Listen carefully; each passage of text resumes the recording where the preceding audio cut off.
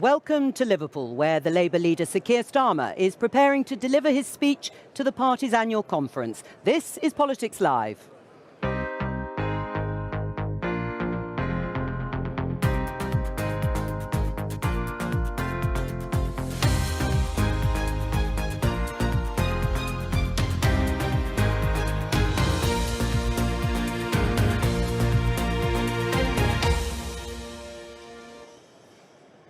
Yes, welcome to this special programme here covering Sir Keir Starmer's speech, live and uninterrupted. We think he's going to be taking to the stage in about 15 to 20 minutes' time. They're always fluid, these timings, of course, and probably will speak for about an hour. That's the scene inside the conference hall, and it's filling up nicely. Well, we saw the huge queue snaking around the exhibition hall, not far from where I am sitting here with my guests. And here is Sir Keir Starmer with his wife Victoria, making their sort of what looks like a victory walk, lined there by supporters being clapped in, because there is an awful lot at stake in these annual speeches to party conference. No doubt Keir Starmer's been preparing for quite some time. And we'd already heard from some of the delegates here about what they expect.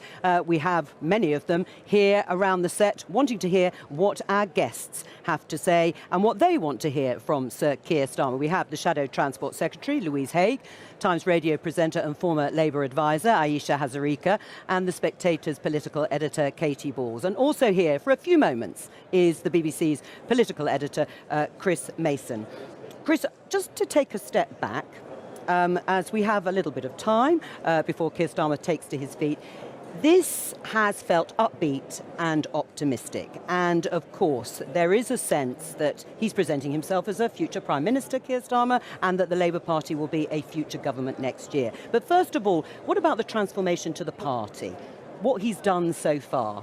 It's been massive, I think, the transformation to the party. And in many ways, the best illustration of that is the thing that has dominated the news beyond the conference for the last few days and the horrendous events in the Middle East, and imagining a sort of alternative universe of that unfolding under the previous Labour leader, where we'd have seen, I think, a lot of public anguish about how the party responded to what we're seeing in Israel and in Gaza. And what we heard from Keir Starmer the other day when he was talking to Victoria Derbyshire on BBC One was that categoric line that said that what Hamas was doing amounted to terrorism, and the political conversation beyond that didn't really go any further. And to be honest, within the conference centre itself, there hasn't been a huge amount of debate beyond that. So I think that kind of illustrates how the party internally has changed. In terms of what we're seeing here, what I've been struck by in Liverpool over the last couple of days is a kind of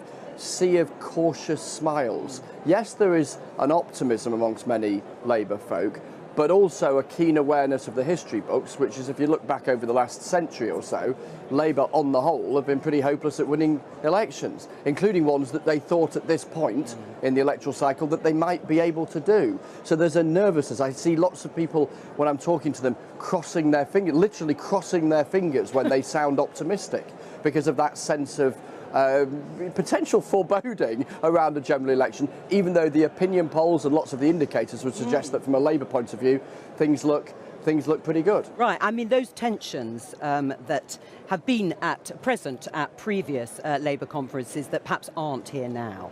But does that mean that perhaps what isn't quite sort of the deal that hasn't been sealed, if you like, from Keir Starmer is how brave he can be? You talk about being cautious. Is there a sense he's being too cautious when all the indicators are going his way? There are some folk who are saying that around the place. There's no doubt about that. And I think what we're going to get in the next hour or so will be an attempt to sort of address part of that and address the kind of, what seems to me, the central kind of political challenge for Labour right now, which is that if you look at opinion polls, there's a consistent pattern that suggests that the Conservatives are unpopular, even deeply unpopular. But there's also a suggestion, looking at those polls, that a lot of folk aren't necessarily convinced by Labour either. So how does Keir Starmer try and bridge that gap, particularly when he's working against a target he doesn't know the date of. In other words, when is the next general election going to be? That's the other question that people ask, and you get a million and one different answers. Is it October? Exactly. And if you're an opposition party trying to back time to the most important date of the next year-ish, but you don't know when that date is, that has all sorts of strategic challenges about at what point do you say things. Now, speaking to those who are sceptical and would like to see more from Keir Starmer sooner, they will acknowledge that his approach is an authentic one to him, to build the building blocks quite iteratively, steadily, to paint in the colours delicately, as one senior figure put it to me. It's kind of him. That's kind of his character, and that in this era of anti-politics, being authentic is key. You shouldn't try and pretend to be someone that you're not. But that central challenge for Labour about how they get that back timing right against a target that is unknowable, guessable but unknowable, is really tricky. I mean, it's the perennial challenge for an opposition party when the general election date is not set. But given that the last few elections have come out of the blue and this one won't quite come out of the blue, that is the challenge that they face. Chris Mason, thank you very much. We'll let you go. I don't suppose you'll have to stand in the queue, will you, with everyone else? I'm sure they'll let you skip to the front, won't they? Looking at how long they are. Louise, listening to all of that, you could be in the cabinet at some point next year. Cross our fingers. Well, are you crossing your fingers too? Are you not? You're not yet certain, are you? You're not yet confident enough that this is yours to win? Well, look, I think what the whole of certainly the leadership team and the whole of the Labour movement, I think, really feel is that we cannot afford to be complacent, and that is why you will see a laser-like focus at this conference and a totally united party ready to stand up to the challenges that this country faces, but also completely focused on making sure that we win the next general election. I think Chris is right to say that previous defeats have scarred us all, and even those that I'm too young to even remember, but that's why you will see a completely united party ready to stand up to the challenges. But where I do disagree, I think, is Keir's approach has been, to change the party so that we could look out to the country. But I don't think for a second that we're being cautious in the solutions that we are putting forward. What we're going to hear today from Keir is a plan to rebuild Britain and to give Britain its future back, and to set out a decade for national renewal, which includes new generations of new towns. I don't think there's anything timid or cautious about that. I think that's pretty radical. Let's welcome Paul Novak from the TUC. Hello to you, Hi, Secretary of the Trades Union Congress. Listening to that, 10 years, a plan perhaps for 2 Labour governments, is there a sense in your mind and the minds of unions that this is a long-term project? There isn't going to be any immediate relief for people struggling with cost of living, with their bills, with their pay. It's going to take a long time. Well, I think what our members want, what millions of working people up and down the country want, is a sense of hope that things can get better. We've had 13 years now, which frankly have been an unmitigated disaster for our members. Not just the immediate cost of living pressures, wages in real terms are lower than they were in 2008. So we're looking for Keir to set out the difference a Labour government will make for working people up and down the country. Right, but that difference isn't going to include any more money, is it? Not higher offers of pay, because Labour and certainly Rachel Reeves, the Shadow Chancellor, have been very clear that that is not going to change. So your sort of workers are not going to get relief even on that. They might get some hope. Well, no, let's talk about the immediate difference Labour will make. In the first 100 days of a Labour government, Angela Rayner set out very clearly on Sunday, they'll deliver that new deal for working people, a boost to the minimum wage, a ban on 0 hours contracts, a ban on fire and rehire, day one employment rights. This is the sort of stuff that would make a difference in workplaces straight away, and I think really important sending a message out to people that work can be better, and frankly the Britain can be better. What about yesterday's motion on nationalisation? It's not something that the leadership is going to do. It's not committed to doing so. It was at one stage when Keir Starmer was standing for the leadership, but not anymore, despite the problems that many members and delegates here feel exist in rail, water and energy. Well, I'm sure we'll hear from Lou later about rail, and Labour are committed to bringing rail back into public ownership, but they're also committed to new Great British Energy, a publicly owned energy generator. And of course we always want Labour to be bold. I'm ambitious for working people, but I think we're going to hear from Keir today the beginnings of a programme that will excite working people up and down the country, and frankly it can't come soon enough. Paul Novak, thank you very much for joining us. It's going to be about house building and homes, this speech. Aisha, we're going to be the builders, not the blockers. I think I've heard that once before. Is that the right priority for Keir Starmer now, ahead of the election next year? Well, look, housing is such a huge issue. It really is like one of the biggest issues of our time, really. We didn't hear much about that from Rishi Sunak, and I think actually one area where Labour has actually put some flesh on the bone, they have actually been quite bold, is around planning and housing.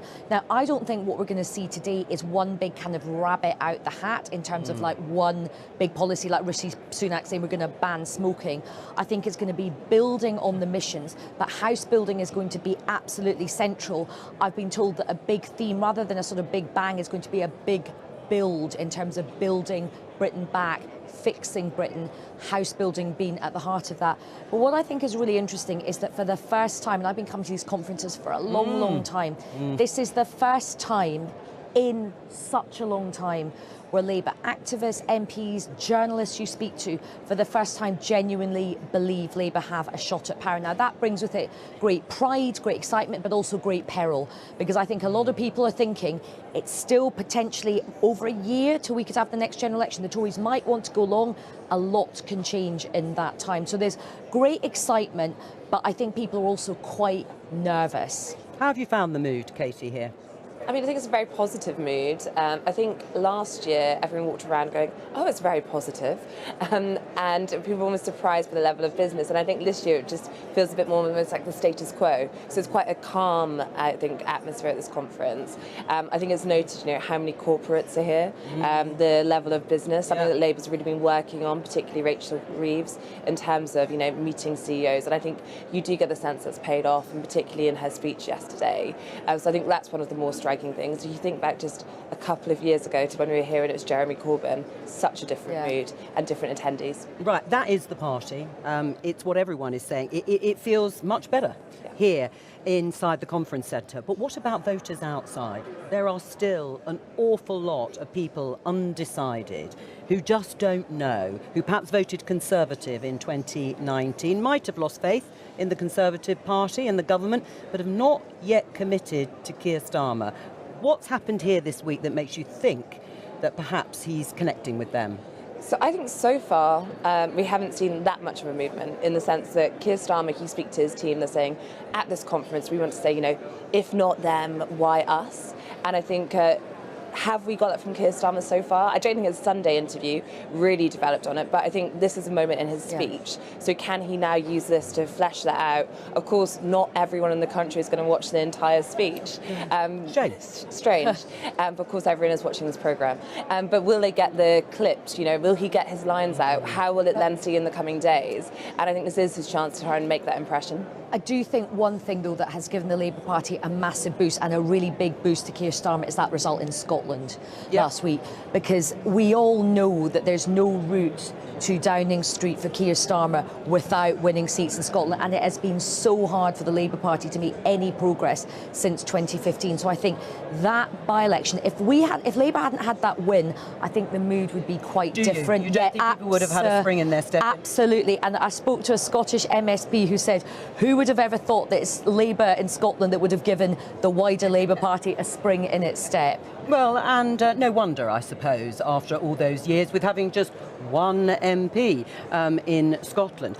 In terms of the route back to power, there is still a core question, not just the if not them, why us, but the core question about how you can reform, repair public services without any money. Well, absolutely, and the scale of the challenges facing the country is clearly enormous, but actually we have committed to investing in our public services. We've committed to abolishing the non-dom tax status, to invest in schools and the NHS and bring down waiting lists. We've committed to removing the VAT loophole that private schools have benefited from. And that comes to about £5 billion. When you think of government day-to-day spending, we're talking about £1,000 billion. Yeah, absolutely, but those are funded commitments that will have targeted policy sort of interventions in both the NHS and our schools, because what we cannot do is announce unfunding spending commitments. Rachel is very clear about that. You'll have heard in a speech yesterday that any commitment to reform our public services and to deliver in Labour will be built on the rock of fiscal responsibility. But Keir will talk today about how he reformed the CPS, how he's changed the Labour Party, and how he can reform and rebuild our public services as well. Louise Haigh, I think we have to let you go and take your place inside the hall, where, of course, there will be a series of warm-up speeches we can see there before the traditional video leading up to Sir Keir Starmer taking to the stage to make his speech, probably in the next 5 minutes or so, and speaking, as we have said, for about an hour. What's it like in the build-up to speech day, Aisha? You know, you've been there, you've helped write these speeches, and so much is set at this one day, on this one speech. There is so much pressure on this moment, this next hour.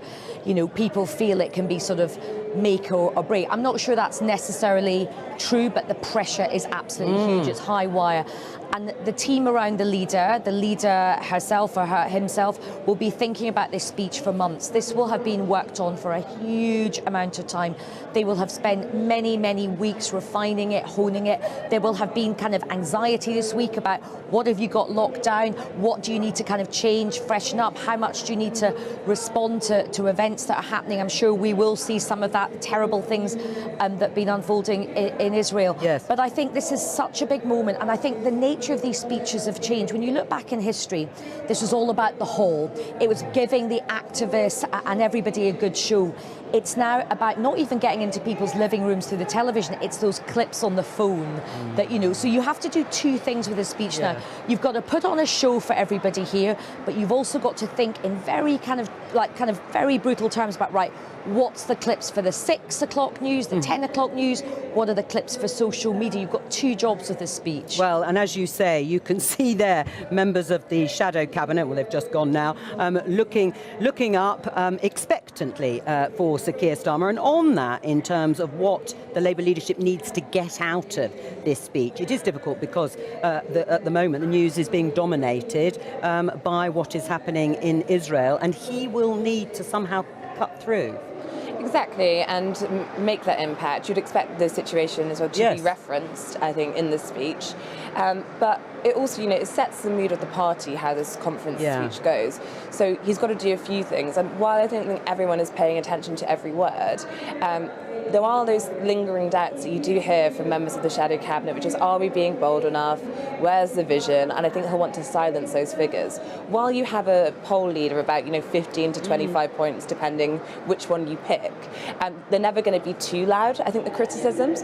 But the point is, they haven't gone away. And I think there is going to become a point where, the polls are a bit tighter, whether it's before or after an election. And that's when I think, Keir Starmer will face more critics, and he needs to, start preparing now to show that he is listening to some of the concerns. And of course, people are going to go knocking on doorsteps. We heard from delegates saying they want something to say, something positive, because they feel it has been upbeat here at the conference. Morale in the party, you're absolutely right, Aisha, of course it's what goes on beyond the hall and voters out there, but morale in the party is quite important, isn't it? If everybody kind of knows what the vision is. Absolutely. Look, the Labour Party is quite a sort of sometimes disparate movement. There can be quite a lot of internal conflict on various issues. But what I'm sensing at this particular moment, everybody is prepared to sort of forego their specific issue that they're not 100% happy with. Everyone's prepared to toe the line to get Keir Starmer over the line. Now, what happens then will be very, very interesting. I suspect the trade union brothers and sisters here who have been very... Do you think it all break out then in conflict? Well, I don't think it's if Labour wins, I think that's when, the unions will come in and say, right, what are you delivering for us on pay? What are you delivering for us in terms of these industrial disputes and things like that? But I think right now, there is a feeling that until the general election, people are going to kind of not go around complaining about things. They're not going to speak out against the leader. Everybody wants to get Labour over the line. The other thing that's fascinating, as Katie alluded to, is the number of businesses that are here. I mean, I did a panel event yesterday with a very prominent General Secretary from a trade union and a very prominent business leader from the gig economy. They're working together, and you think that's really interesting to be happening at this conference. How reassuring do you think Rachel Reeves was to the business community yesterday? I mean, she was talking to them directly about the economy and that you can trust her. So I think she was reassuring in some ways, and business figures always say that they do think that she understands what they're talking about, which they do not credit every politician with, and they're sometimes critical of Keir Starmer on that point. I think the Mark Carney endorsement was a win for Rachel Reeves, even though there are Tories who say he is Project Fear, look at his comments on Brexit, but I think because George Osborne went to such an effort to get Mark Carney to Bank of England governor, it's going to sting for some in the party.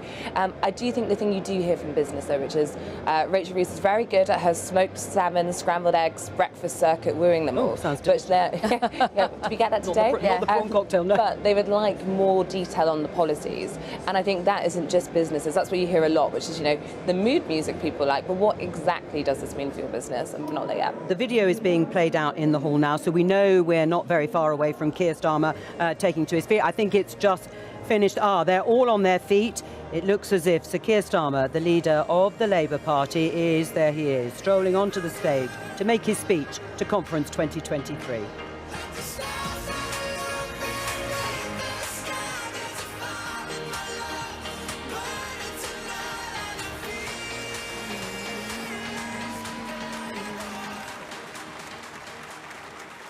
Thank you. Thank you. Thank you.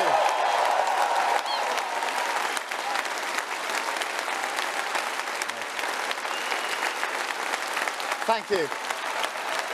Thank you, Conference. Thank you, Conference. True democracy is citizen-led. Politics needs an update. We demand a people's house. We demand a people's house. We are in crisis. We are in crisis. Our whole future is... Well, gosh, Keir Starmer has only just started his annual speech amidst the applause, and a protester has run right on the stage, being pretty well dragged off the stage. It was difficult to hear what he was saying. He's still shouting. He seemed to throw water, I think, over Keir Starmer. Well, that is very, very unfortunate for the leader of the party, Sir Keir Starmer, just as he's making his speech. Well, let's see how he recovers from this, apart from damping down his suit. Oh, he's going to take off his jacket. That'll be the response. Roll up his sleeves. He'll have to get stuck in. It's reminiscent of another party's conference a few years ago with Theresa May. But Sir Keir Starmer waiting to start again. Thank you, Conference. Thank you.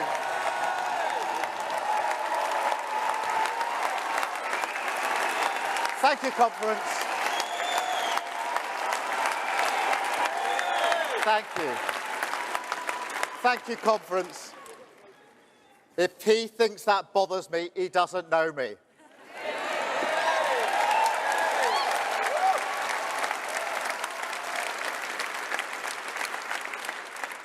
Protest or power, that's why we changed our party, Conference. That's why we changed our party. Thank you.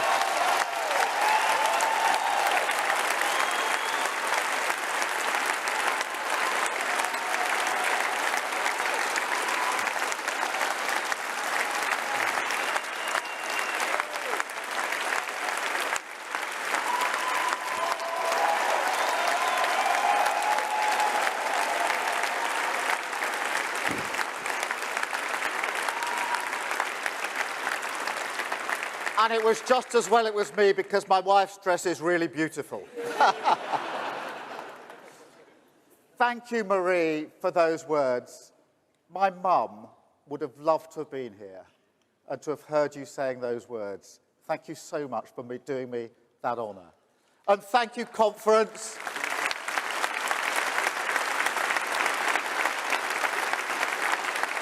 Thank you for that reception. It is fantastic to be here with you in Liverpool again. And now, before I get going, I know what you're thinking.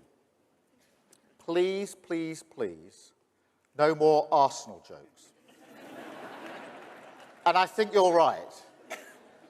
But, Conference, I do want to offer my sympathies to Manchester.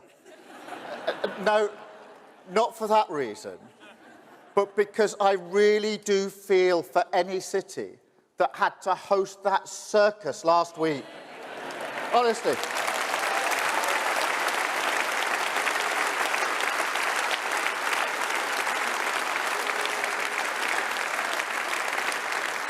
What can you say about a Prime Minister who goes to Manchester to cancel Manchester's train line?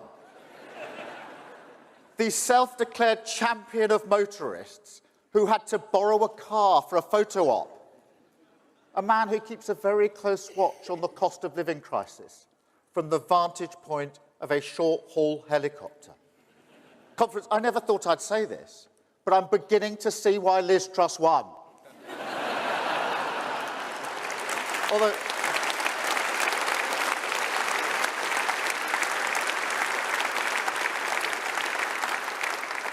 Although I still think we'd have been better off without lettuce, actually. But it's been 13 years now. And what does Britain have to show for it? Where is their minimum wage? Where is their Sure Start? Crime down by a third, more students than ever, devolution, the shortest NHS waiting lists in history, 500,000 out of child poverty, peace in Northern Ireland. I'm not going to do the whole list. I haven't got time. But isn't the contrast stark? 13 years of things can only get better versus 13 years of things have only got worse.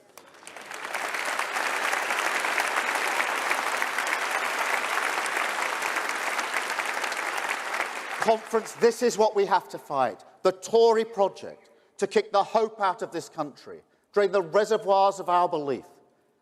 That's why I started with our achievements.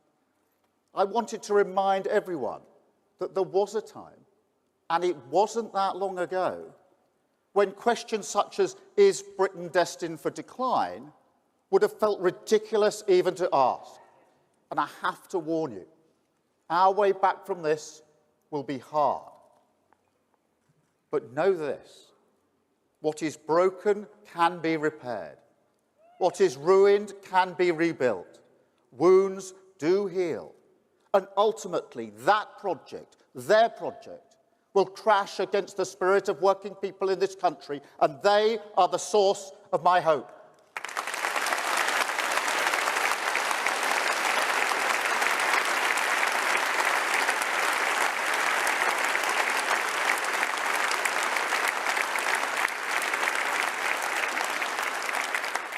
Because there are two stories of the past 13 years. A Westminster of chaos and crisis, 5 prime ministers in 7 years. And then the other side, a Britain where working people never let each other down. In fact, whenever they were asked, they dug deep for this country, came together for this country. And that's the cruelest cost of these 13 years of decline. That a government this week can winnow the confidence of a proud nation, undermine our foundations with the gnawing rot of despair. A sense that government cannot achieve great things, that Britain cannot achieve great things. But I believe in this country. I believe in its spirit, in its people, in its businesses, in its communities. I don't just see the sewage in our streams and seas.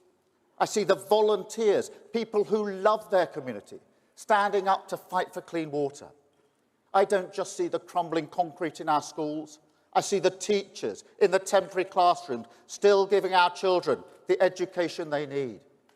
I don't just see the boards going up in our high streets. I see the businesses, the pubs, the cafes still trading, still finding a way through the chaos, still serving their community.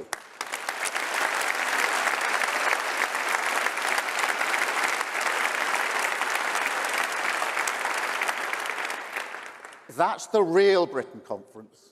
Millions of people who've looked at the Tory circus and said, fine, we'll get on with it ourselves. And I say, let's stand with them. Give them the government they deserve. Turn our backs on never-ending Tory decline with a decade of national renewal.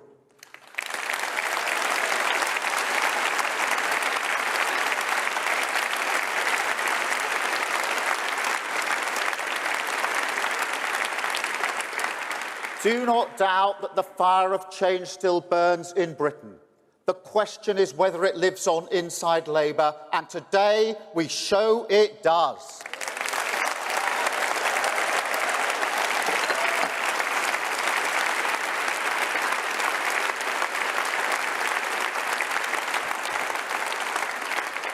Today, we turn the page, answer the question, why Labour?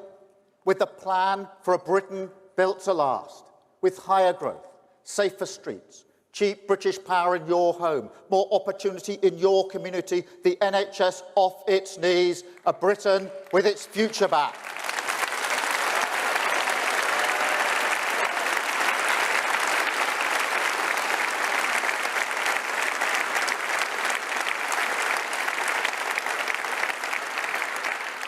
It will require an entirely new approach to politics, mission government, new priorities, totally focused on the interests of working people.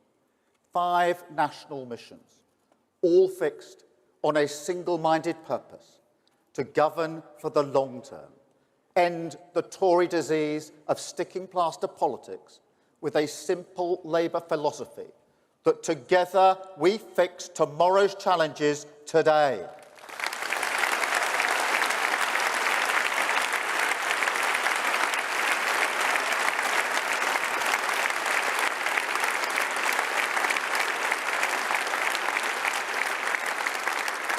And conference, this new path can only be walked by a new party, a changed Labour Party, no longer enthralled to gesture politics, no longer a party of protest, a party of service.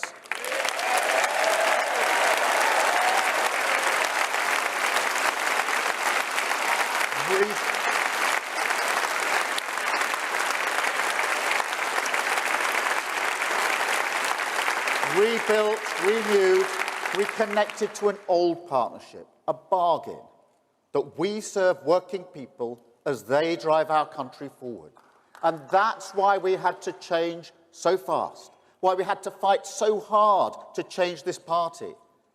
The bond of respect that comes from service is special. National renewal depends on it. That's why we stood with NATO, a historic achievement of this party, held out our hand to business, ripped anti-Semitism out by the roots, backed Ukraine, country first, party second.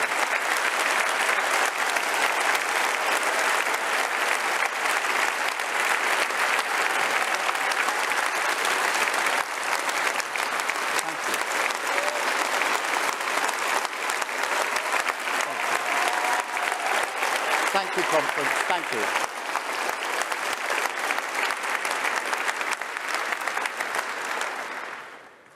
Conference, I am shocked and appalled by the events in Israel.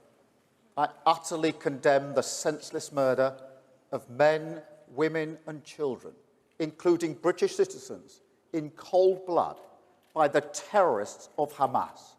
This party...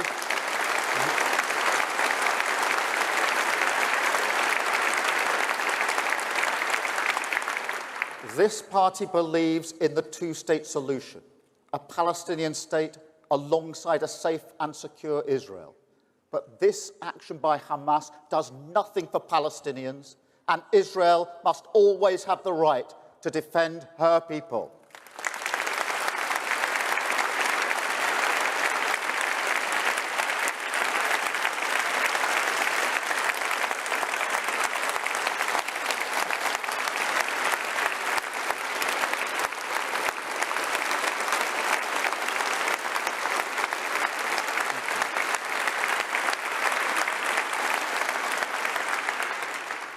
Conference, these events, the war in Ukraine, they show precisely the test of our era.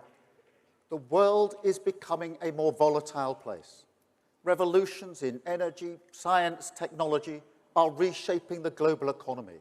The race is on for the new jobs, the new supply chains, the new industries that will emerge. Climate change is a recipe for instability. We've seen that on our TV screens all summer.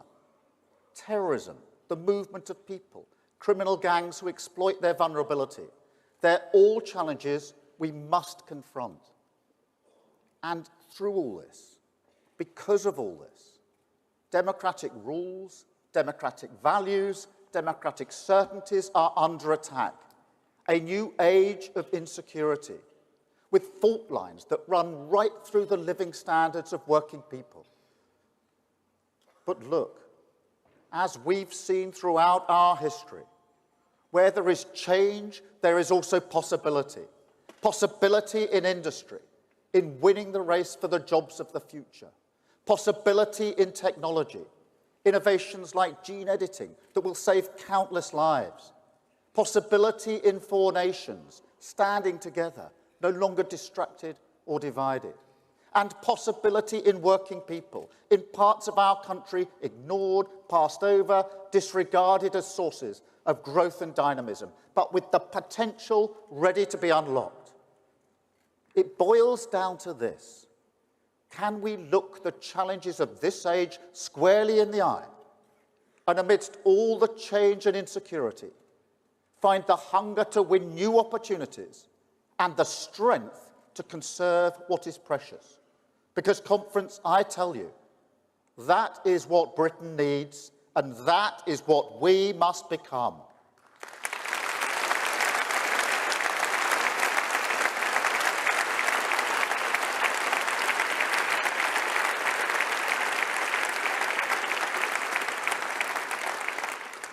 People are looking at us because they want our wounds to heal, and we are the healers.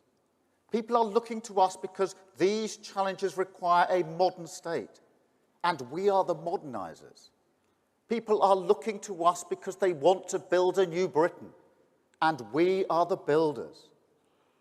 But they also look out at the chaos in the world and in Westminster, and they want to know, can we find that elusive path to an economy that serves their community? Can we deliver the rock of stability they need to move forward with their lives, shelter from the storm, and a passage to calmer waters? Because, conference, we should never forget that politics should tread lightly on people's lives, that our job is to shoulder the burden for working people, carry the load, not add to it. This year I went on holiday to the Lake District with my family. We were sitting in a pub near Windermere. I was eating fish and chips. Vic had the plant burger. You see, we don't focus group everything.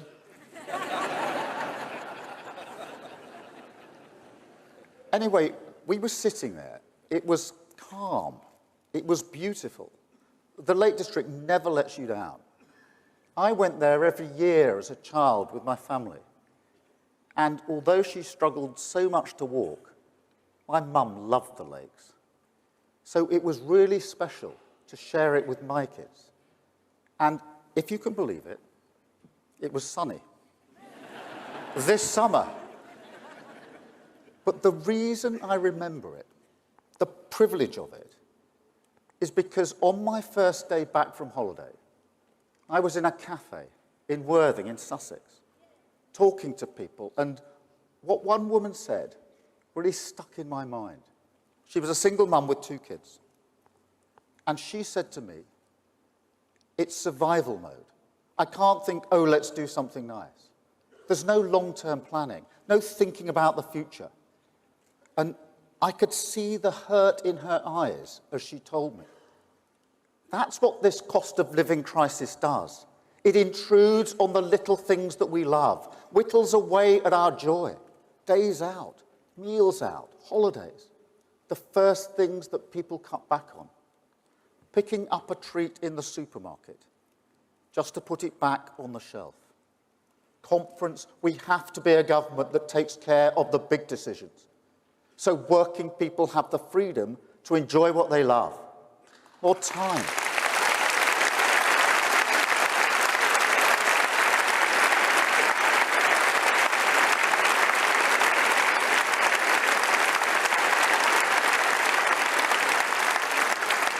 More time, more energy, more possibility, more life.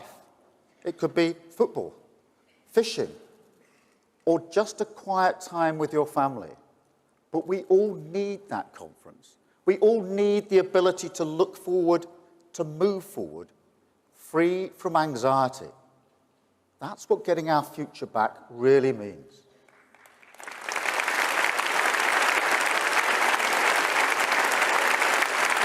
But look, conference, here's what we can't do.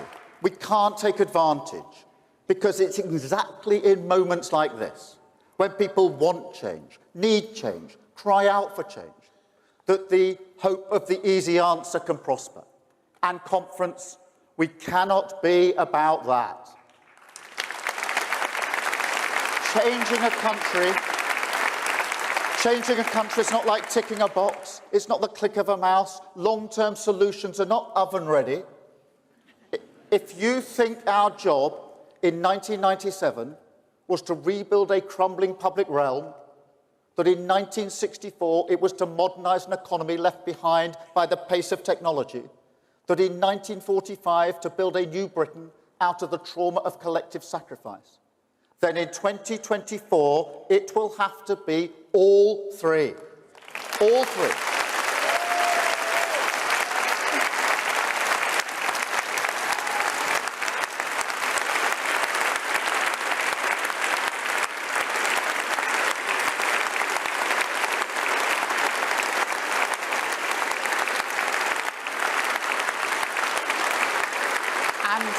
And conference,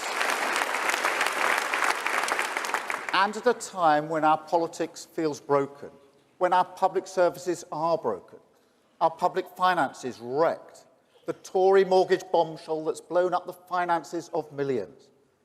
Nurses, teaching assistants, builders, drivers, shop workers, carers, people who never before missed a payment in their life, working harder than ever for the wage in their pocket, and who now find themselves walking a little more slowly past the food bank in their town. The age of insecurity loaded onto the backs of working people. But there's no magic wand here. A decade of national renewal. That's what it will take. We will need ambition, determination, patience, absolutely, but also bravery. Because it's brave to reject the hope of the easy answer, courageous to choose instead the hope of the hard road. But if we give Britain the certain destination, if we walk step by step with working people, bulldoze through the barriers in their way, lay secure foundations at their feet, mission government our guide, then yes, we can get our future back. So let's set the course. Let's get Britain building again. Take back our streets, switch on great British energy, tear down the barriers to opportunity, get our NHS back on its feet.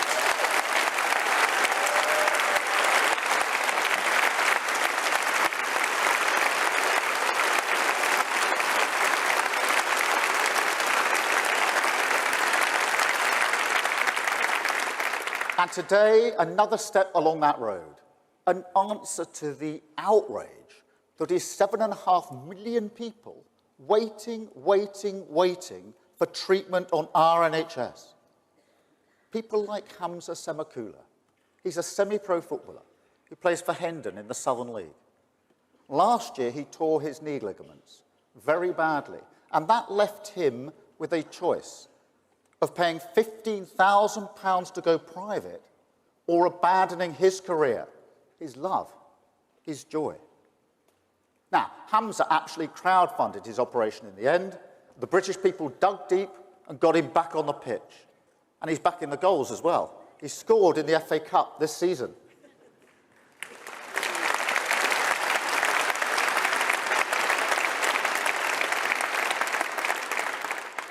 But honestly, how has it come to this? Working people paying for their own healthcare in a cost of living crisis.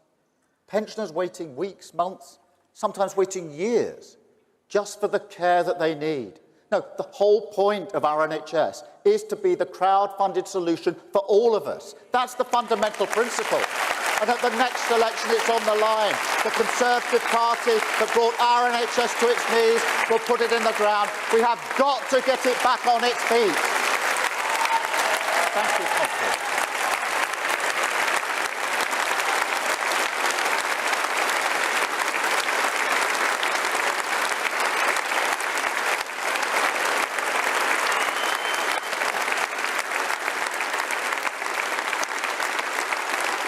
Thank you, Conference. Thank you.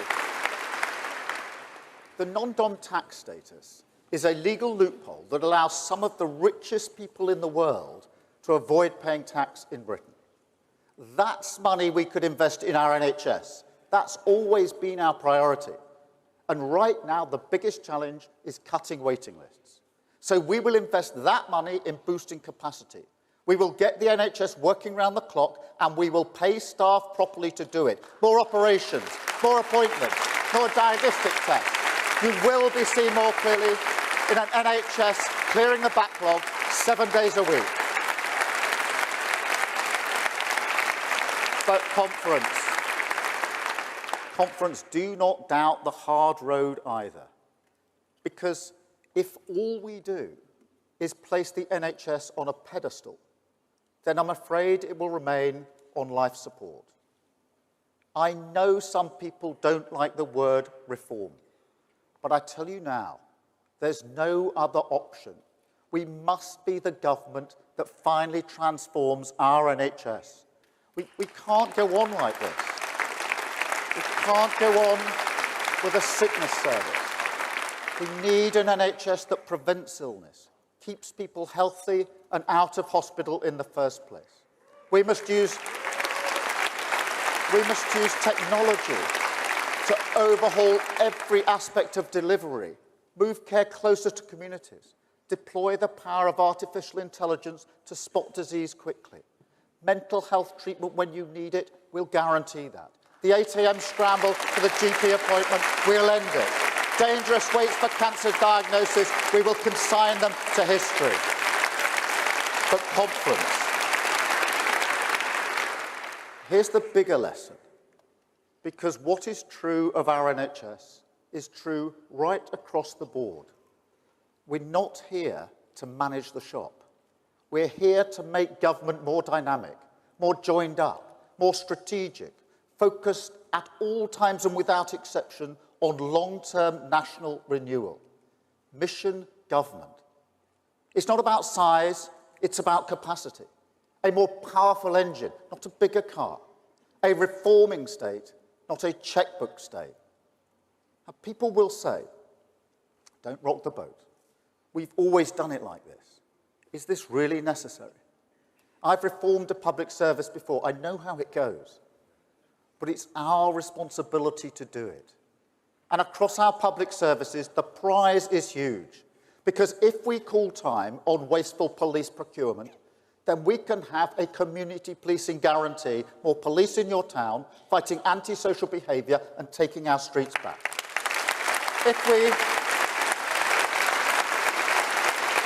If we ignore the appeals for the status quo on private school tax breaks or outdated national curriculum, then we can have mental health staff in every school, more expert teachers in the classroom, more creativity, speaking skills, confidence, shatter the class ceiling at source. And if we want to challenge the hoarding of potential in our economy, then we must win the war against the hoarders in Westminster. Give power back and put communities in control. That's mission government.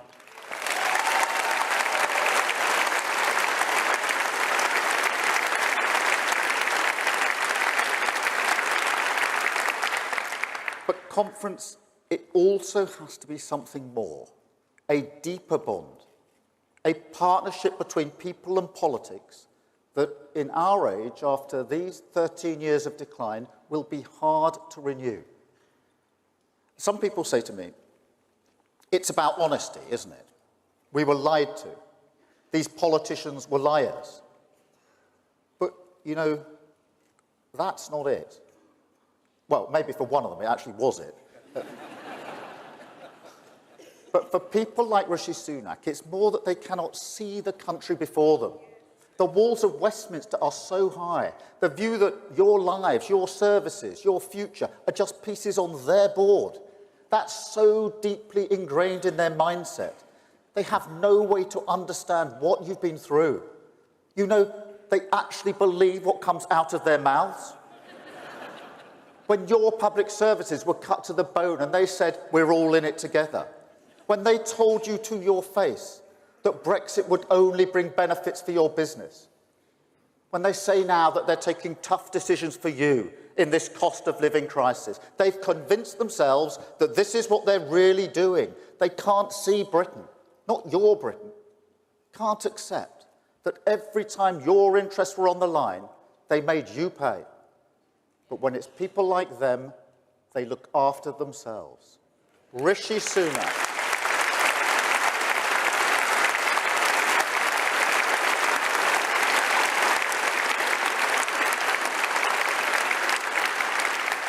Rishi Sunak and the shallow men and women of Westminster, unable to see, unable to listen, unable to stand in your shoes and serve this country. And they won't change. They can't change.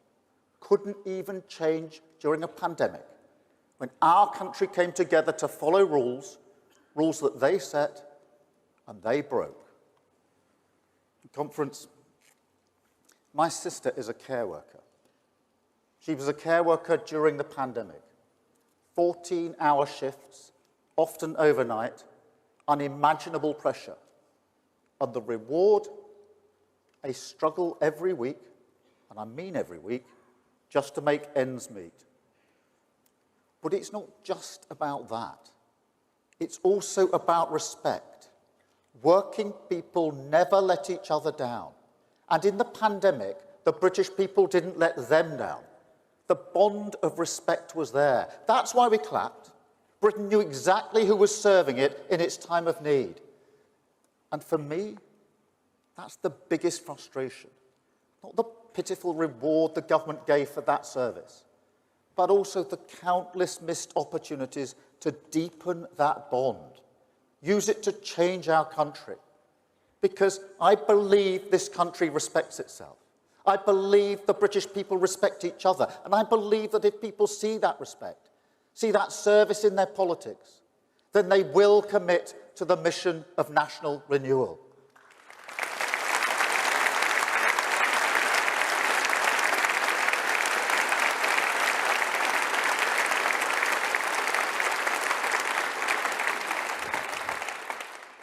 Let me put it this way.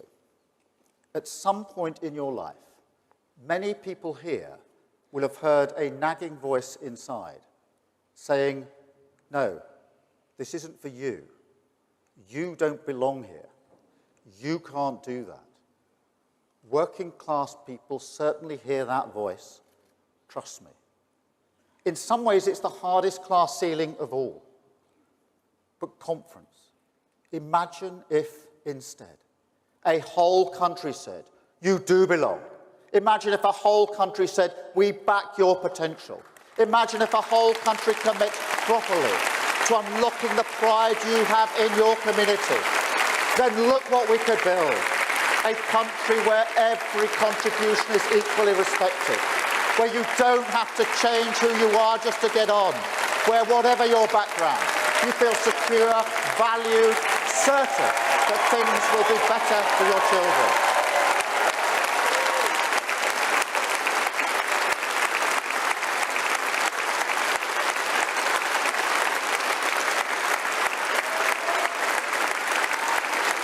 Thank you, Constance. Thank you. A Britain strong enough, stable enough, secure enough for you to invest your hope, your possibility, your future. A Britain built to last, where working people are respected, crime is prosecuted, ambulances come, the minimum wage is enforced, infrastructure gets built, children feel safe in their classrooms, businesses and workers unite in partnership, fight for the jobs of the future, jobs that are well paid and in your town, and where MPs have only one job, service. No more.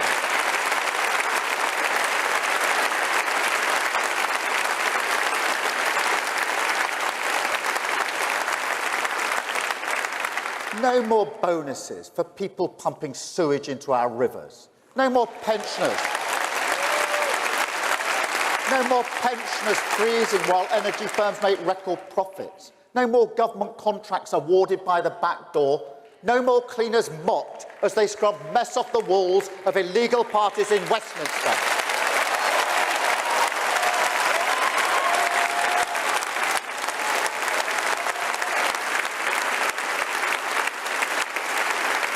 Thank you, Tim.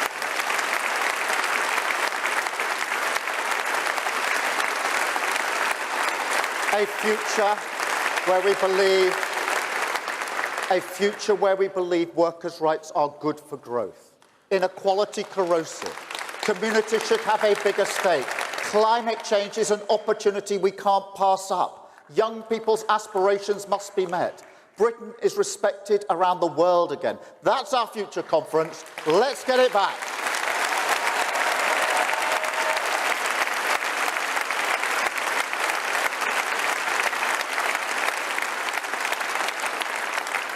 Because government can be a force for good. We can fight alongside working people in the name of justice and opportunity. That's why I came into politics.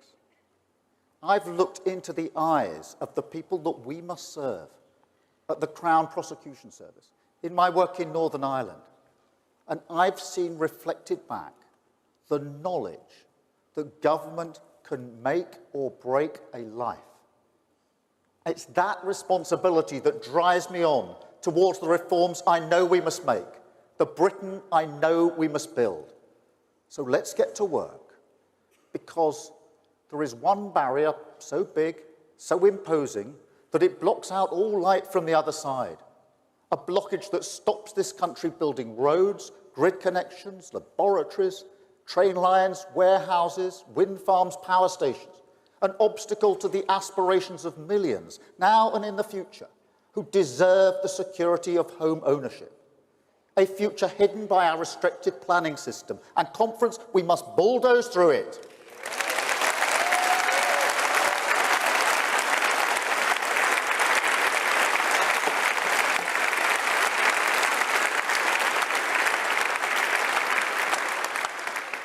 We used to call it the dream of home ownership, didn't we? We used to say it glibly on stages like this. But look at Britain now. It has become a dream. It's out of reach for millions. And if we don't take action, it will only become more distant. A luxury for the few, not the privilege of the many.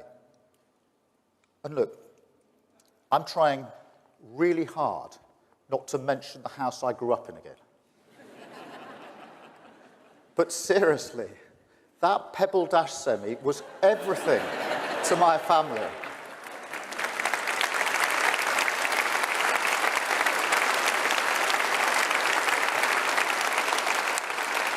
It gave us stability through the cost of living crisis in the 70s. It served as the springboard for the journey I've been on in my life. And I believe every family deserves the same. To have made that aspiration harder for working people, that's been a disaster for our economy and for the unity of this country.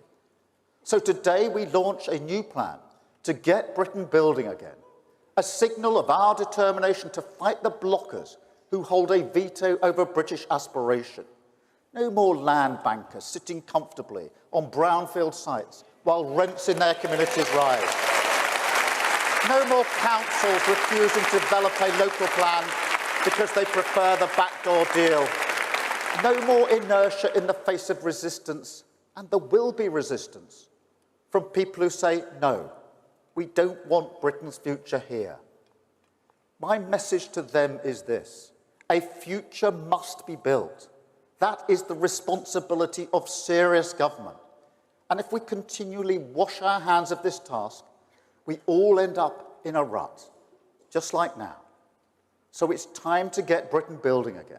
It's time to build 1.5 million new homes across the country. Opportunities for first-time buyers in every community. New development corporations with the power to remove the blockages. New infrastructure to support families and communities to grow. Roads, tunnels, power stations built quicker and cheaper. And a new effort to rewire Britain. The national grid moving faster, a lot faster, laying the cables our future prosperity needs. It's a future with more beautiful cities, more prosperous towns, new parks, green spaces, new public services, all aligned with our plan. And conference, sometimes the old Labour ideas are right for new times. So where there are good jobs, where there is good infrastructure, where there's good land for affordable homes, we'll get shovels in the ground, cranes in the sky, and build the next generation of Labour new towns.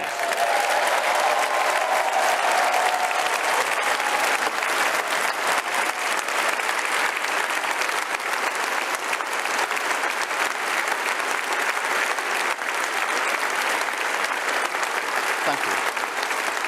Thank you, Conference. And no, this doesn't mean we're tearing up the green belt. Labour is the party that protects our green spaces. No party fights harder for our environment.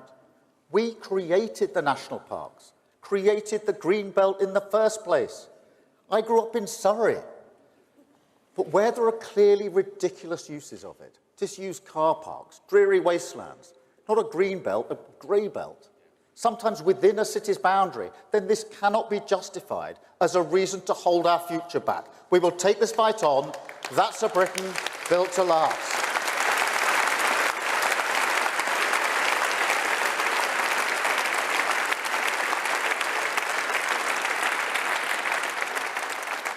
And here's why.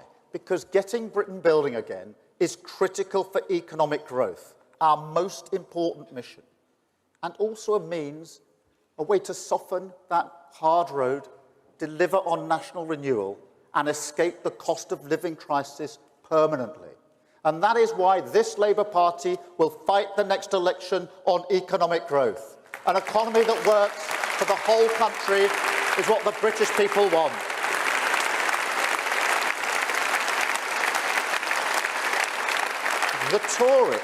The Tories know that. They stood at this crossroads before. They called it levelling up.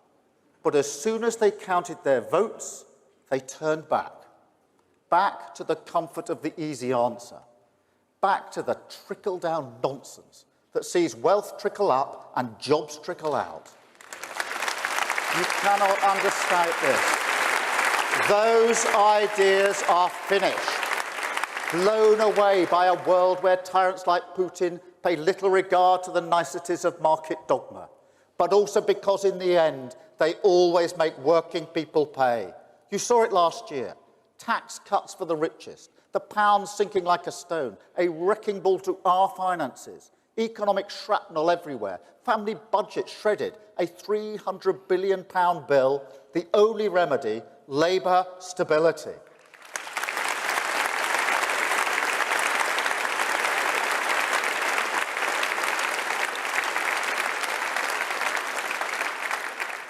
You know, I never thought I would hear a modern Conservative Prime Minister say that 50% of our children going to university was a false dream.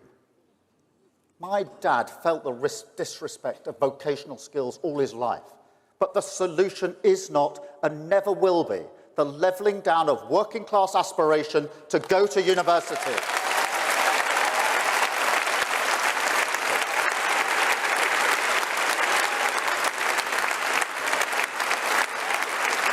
But conference.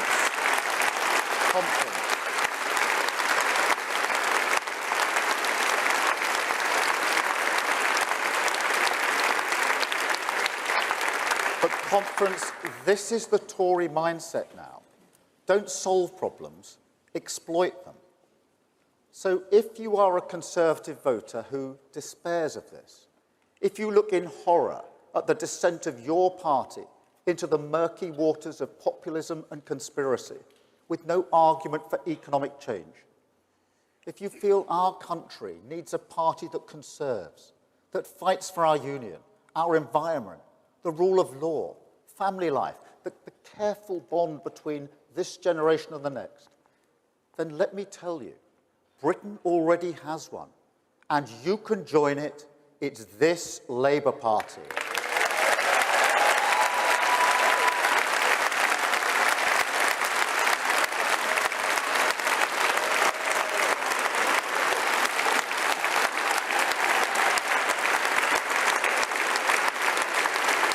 Thank you, Conference. And this is our mission. Every new era of growth must start with an expansion of the country's productive capabilities. That is an iron law. But what isn't an iron law is who that growth benefits. Back in the 80s, the Tories gave us the financial Big Bang, and we're still counting the cost. Wealth and opportunity concentrated in the hands of the few. Our Labour era will instead unleash the big build, and the winners this time will be working people everywhere. That's a Britain built to last.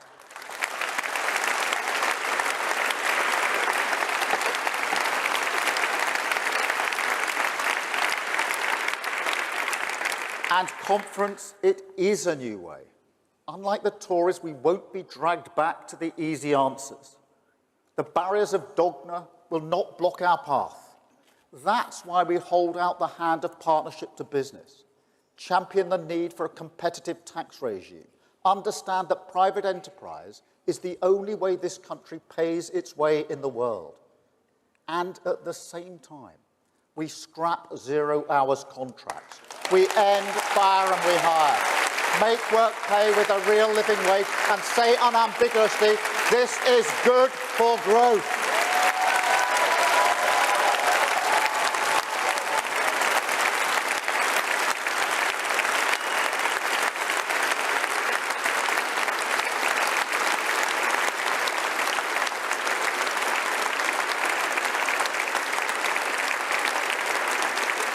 Conference, we say yes to sound money, yes to cutting waste and debt, embrace the need for stability. Fiscal responsibility is non-negotiable. And if investment can kickstart growth, if investment can save money in the long run, can protect jobs, create jobs, crowd in billions of private investment, then yes, we must get on and do it.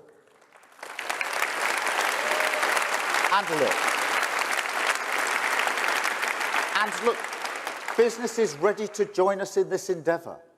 I can't tell you how many conversations I've had with leading CEOs who tell me it's the chopping and changing, the sticking plaster politics, the chaos that is holding back investment in our country.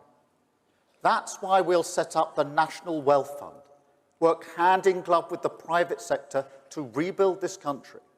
But as we share the risk, we must also share the rewards. So we will make sure that the British people retain a stake in our investments. This is our mantra.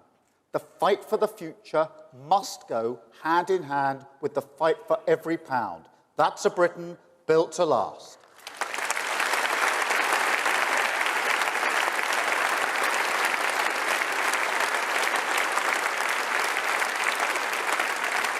Not state control, not pure free markets, but a genuine partnership, sleeves rolled up, working for the national interest, worker and business, public and private, building a bridge from the jobs we must protect today to the opportunities we have to win for tomorrow. That's why the global crisis of the last 13 years have been so painful for Britain. The stand-aside state that leaves nobody with the future they want because there's no direction. An irresponsibility towards the future that defies the values Conservatives say they support. You heard the Prime Minister banging the drum again last week. But I say to him, look around Britain. Look at the bills working people are paying now. They're more expensive because you didn't build the gas storage. You didn't invest in clean British energy. You scrapped home insulation. And you're doing it all again. Moving the targets back, passing it on to the next generation, letting the cost rise because you won't pay. Sticking plaster politics, an approach as riven through the foundations of our security as the crumbling concrete in our schools. The never-ending cycle of Tory Britain, party first, country second, drift, stagnate, decline. We have to turn the page on this conference. Government must steer the ship on industrial policy.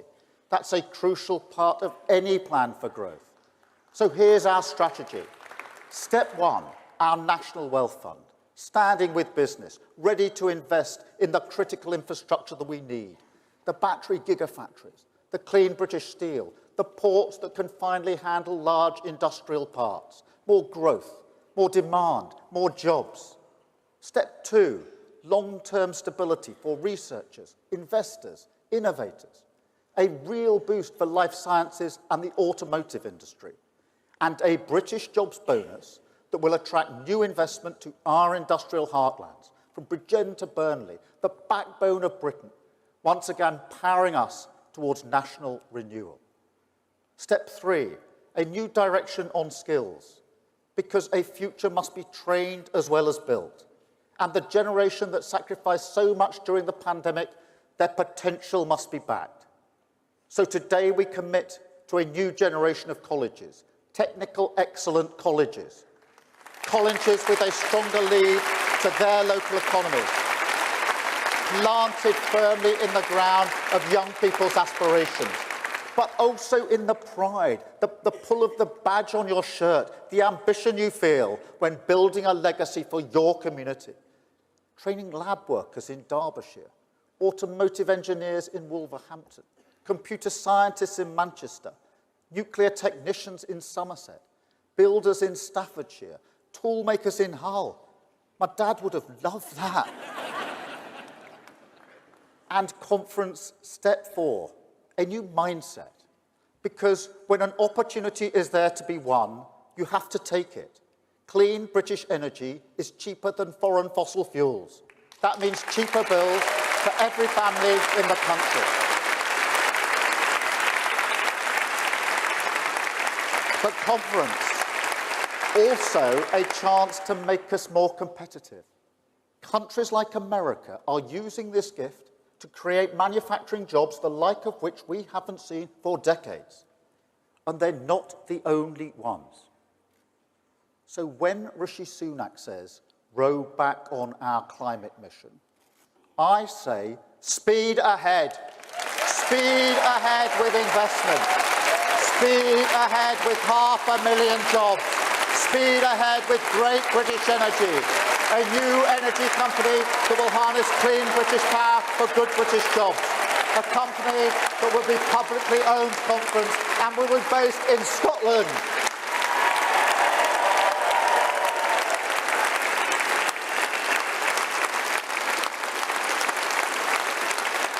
Because, conference, though great British energy will be a shared mission, Scotland has the skills, Scotland has the ingenuity, and Scotland is at the heart of a Britain built to last. That's what the people of Rutherglen voted for. On conference, I want to thank Anas for his inspiring leadership in that campaign and beyond, and Michael Shanks, who will serve his community with dignity, pride and determination. Michael.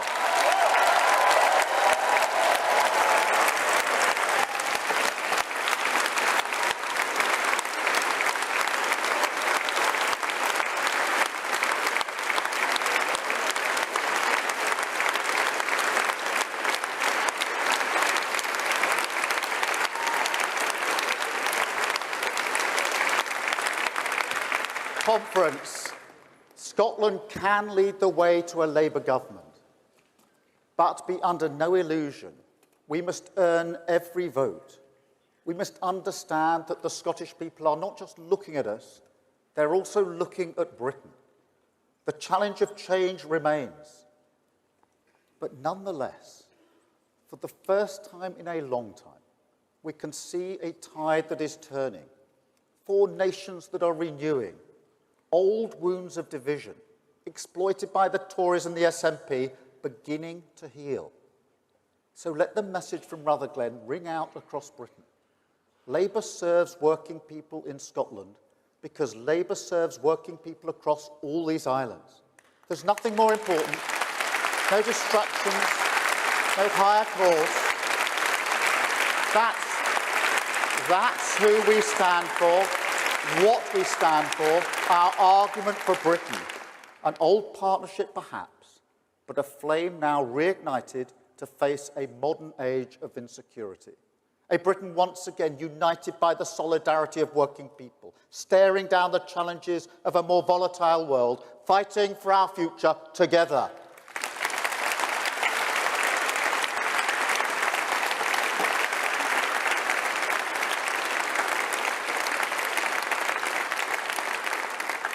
And conference, it will be a fight. The SNP will regroup. Of course they will. Once again, they will wave away the lessons of history, try to present nationalism as a bridge to the world. We have to remind them it can barely provide a ferry out of the Hebrides.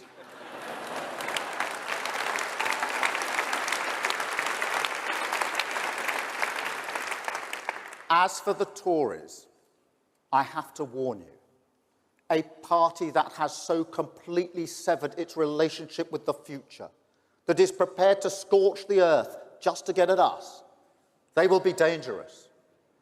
Trust me, wherever you think the line is, they've already got plans to cross it.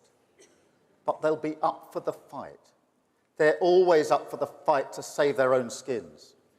And this isn't over. In fact, it's barely begun.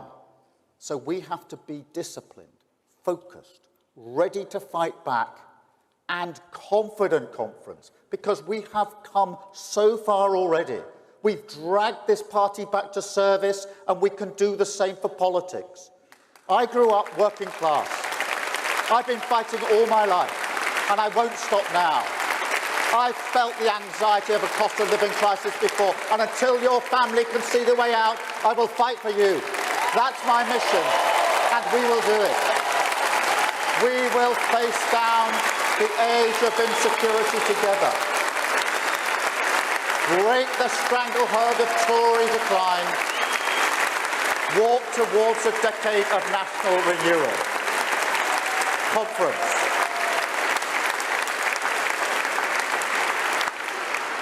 Why Labour?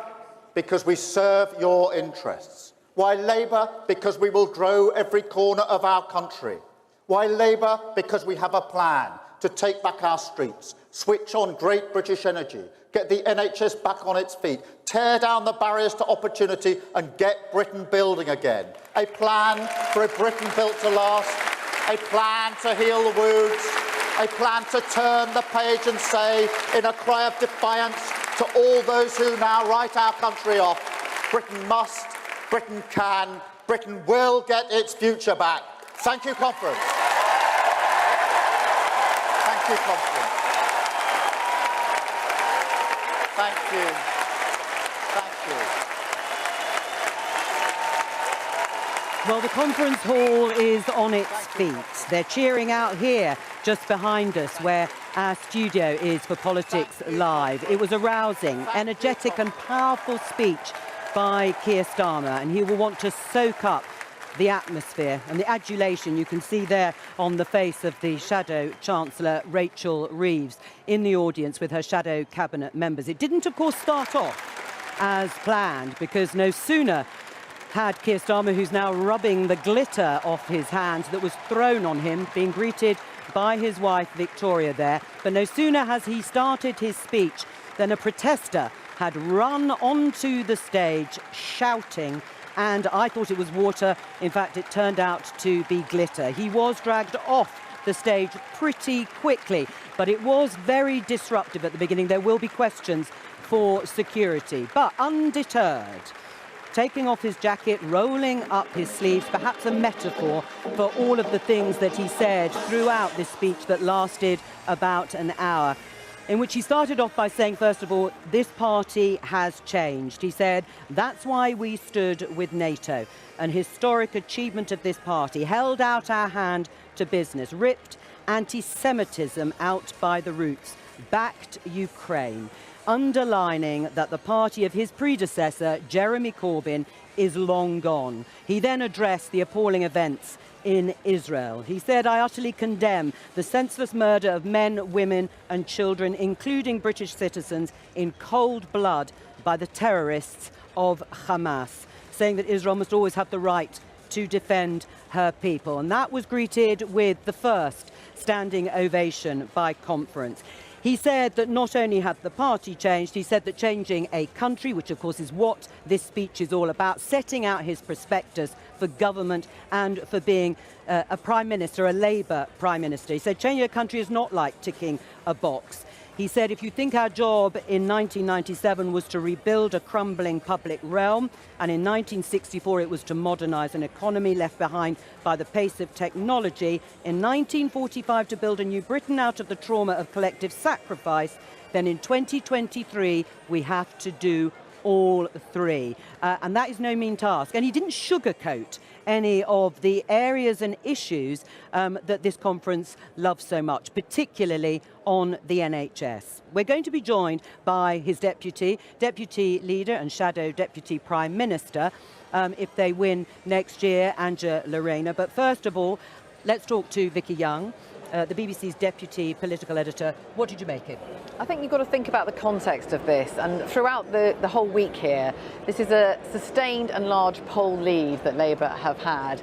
Keir Starmer, when he came in, there were various phases his people talked about that he was going to do. One was detoxifying the party. They feel they've done that now. They probably didn't think that the Tories would implode quite so quickly, but they also are very aware that people's disillusion with the Tories is not necessarily going to be enough to get him into Downing Street. So this was much more about not just his analysis of what has gone wrong, but what he thinks needs to be done about it. Now, I'd say it's still pretty short on policies. Yes, there's new towns, there's stuff about net zero, all of those things, but there were no new policies as such. So I think there's still a lot to do there. They know that. They don't want to do that too early. But this was much more about him standing there, and will people look at him and think he could be our next Prime Minister? And actually what happened to him at the beginning there, his composure, he kept calm. I think that would have actually helped in a way, despite the shock of that happening to him. But as you can see in the audience, they're absolutely delighted with it. Well, yes, and let's hear what delegates and members in the hall thought, because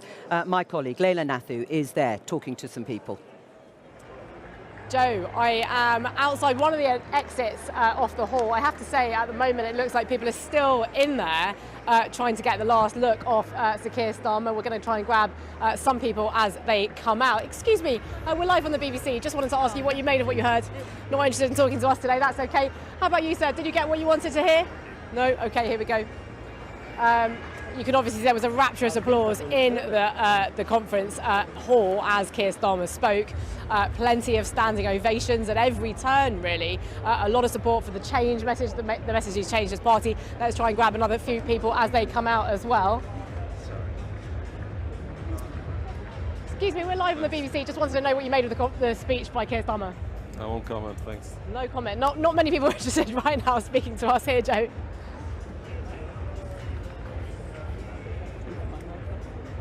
Hi there, we're from BBC News. Just wondering what you felt you made of the speech, sir. Excellent, right time. And it's also recognising that when Attlee, who was very shy, he had left-wing nutcases, right-wing nutcases, but he got the NHS, he did things as a team. And Sir Keir has made a team, and a fantastic team it is. So you got what you wanted from the speech. Does he do anything more, do you think? I think the people get what they want. That's what we're looking for, not what I want. What Sir Keir wants is what the people want. And they're saying, vote Labour. You're feeling hopeful for the party's prospects? Well, you live in hope. OK, here we go. Right, sir, you've just had Sir Keir Starmer inside. What did you make of what you heard? There were some things that were left out of the debate that I wasn't happy about.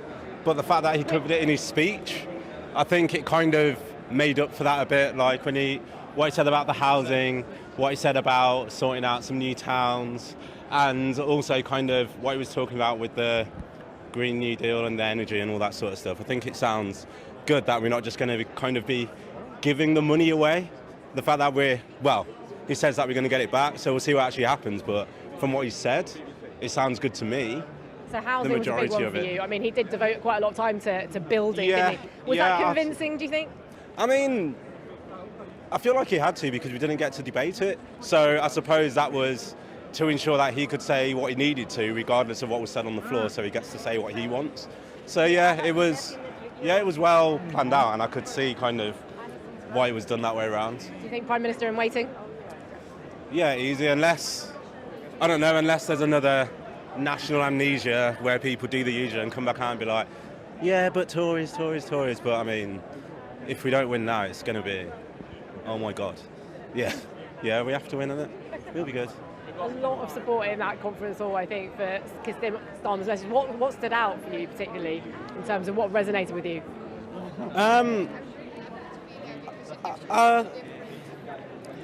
I think, like, really and truly, I think talk about the skills, sort of ensuring that they're not allowing the Tories to tell us that university shouldn't be an option for everybody, because although it isn't something that everybody wants, it definitely should be an option, especially if it's something that makes sense.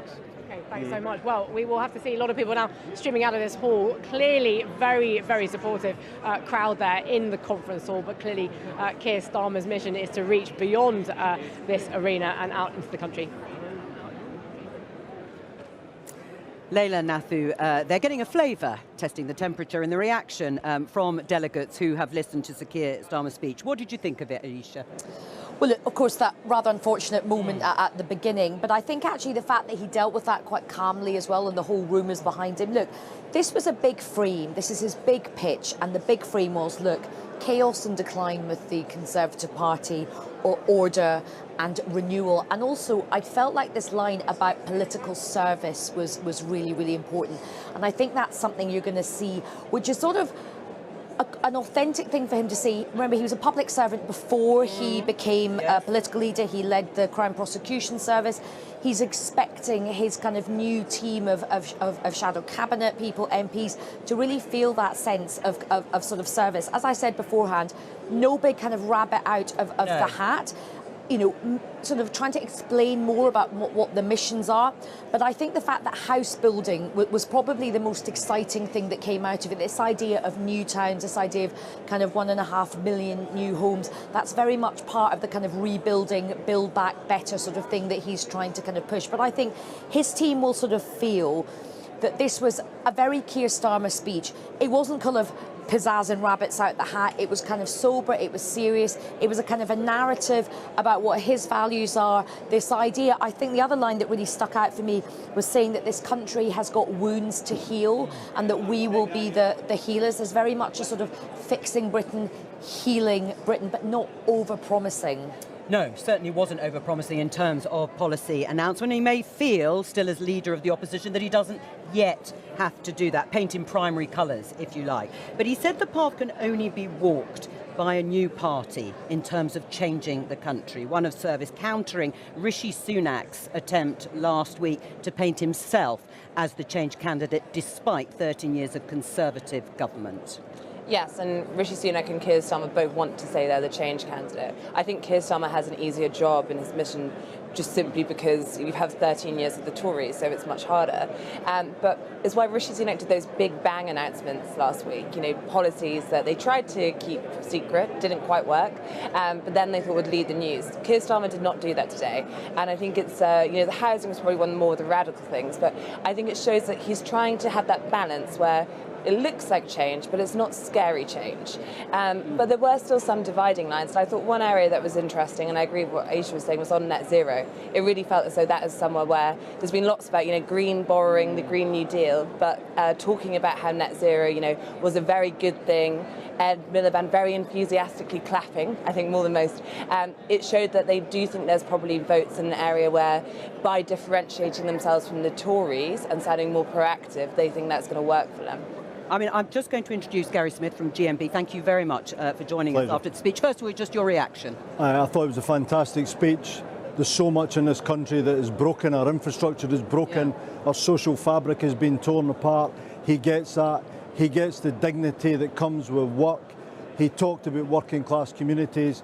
I thought he showed real leadership and fire today, and it's in stark contrast to what we've got at the moment. This is a Prime Minister in waiting for me. What about, though, the fact that he talked about the NHS? It got, as always, a big cheer. We've got to put it back on its feet. But he said it has to come with reform. He said, acknowledging that some in the hall here don't want to accept it, that the admission that vast sums of new money will not be available. There will not be a chequebook. Do you accept that? There is going to have to be change. People know it. He was talking about proactively managing healthcare to stop people getting sick in the first place. And very importantly, in every speech he gives, he references social care. You'll think about care workers in this country, predominantly women, providing critical care on pennies above the minimum wage.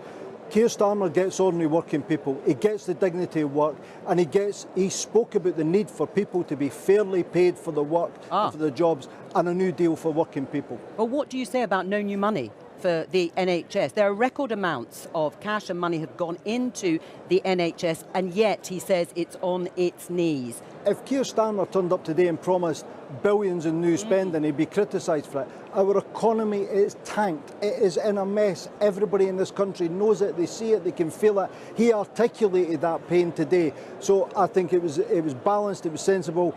And I think it will strike a chord with ordinary people in this country. Right, I mean, it's interesting listening to Gary Smith. In fact, Aisha said earlier on it might be different when the election is over. If Labour win the election, then it may be that union leaders like Gary might be saying to Keir Starmer, well, you've won now, it's going to be a little bit different. But we talk a lot, don't we, about is this like 1997, you know, but when Tony Blair came in. I mean, the difference is the state of the economy. Yeah.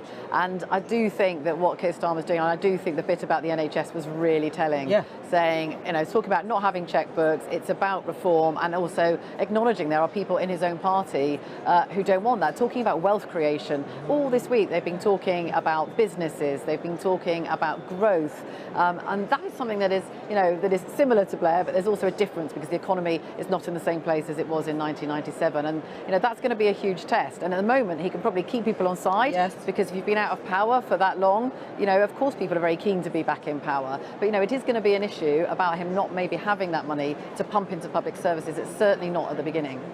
There's lots of money available, there's private capital. We need to work together, the best of unions, the best of government, the best of industry, to rebuild this country. We rebuild our infrastructure, we start putting our social fabric together, giving working class people hope and opportunity, bringing apprenticeships back.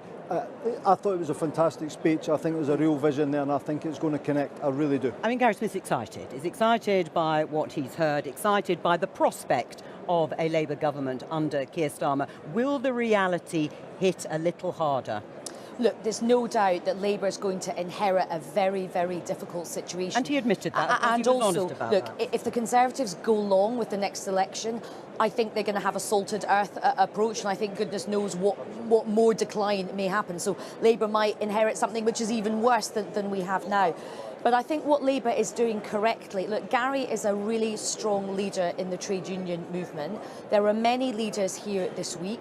They want a Labour government. They probably not get everything they want from the Labour Party at the moment. No. But who else is also here? Business leaders. And I think because things are so bad at the moment, you've got union leaders and business leaders prepared to come together and work together through a future government to say, look, what can we do? And that is quite unusual. You know, that doesn't happen all the time. But I do think what Starmer and his team have tapped in is this huge anxiety about the state of the country, a collective feeling that people want to come and fix Britain, an acknowledgement that the economy is in a really bad way, and a feeling, look, everyone's not going to get everything they want, but there is a feeling that people can try and come together. But it is not going to be easy.